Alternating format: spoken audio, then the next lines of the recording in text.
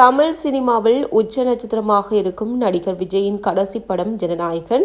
இந்த படத்தை வினோத் இயக்க பூஜா ஹெக்டே, பிரியாமணி, கௌதம் மேனன், மமிதா பஜு, பாபி தியோல், நரேன் உள்ளிட்ட பலரும் முக்கிய கதாபாத்திரத்தில் நடிக்கிறார்கள். இந்த படத்தின் படப்பிடிப்பு தற்போது விறுவிறுப்பாக நடைபெற்று வருகிறது. இந்த படம் இந்த ஆண்டு அக்டோபர் மாதம் வெளியாகும் என படக்குழு அறிவித்துள்ளனர். ஆனால் சமீபத்தில் வெளிவந்த தகவலின்படி ரிலீஸ் தள்ளி போய்விட்டது. இந்த படம் அடுத்த ஆண்டு பொங்கலுக்குத்தான் வெளிவரும் என கூறப்படுகின்றது. இந்த நிலையில சுதா கொங்கரா இயக்கத்தில் சிவகார்த்திகேயன், ஜெயம் ரவி, அதர்வா மற்றும் ஸ்ரீலீலா நடித்து வரும் பராசக்தி படமும் அடுத்த ஆண்டு பொங்கல் பண்டிகைக்கு வெளிவரும் என்கின்றனர். இப்படி இருக்க விஜயின் கடைசி படமான ஜனநாயகனுடன் சிவகார்த்திகேயனின் பராசக்தி படம் மோதுகிறதா என கேள்வி எழுந்துள்ளது.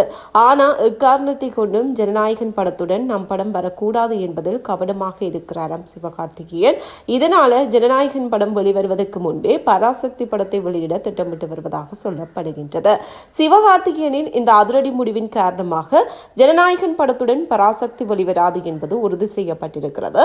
இந்த தகவலை பிரபல மூத்த பத்திரிகையாளர் ஒருவர் பகிர்ந்துள்ளார் என்பதும் குறிப்பிடத்தக்கது. ஸோ யாரெல்லாம் சிவகார்த்திகேயனுடைய ஃபேன்ஸ், விஜய் ஃபேன்ஸோ எந்த மூவிக்காக நீங்க வெயிட் பண்ணி கொண்டிருக்கிறீங்க, இது பற்றி உங்களுடைய கருத்தை கீழே கமெண்ட் பாக்ஸில் சொல்லுங்க.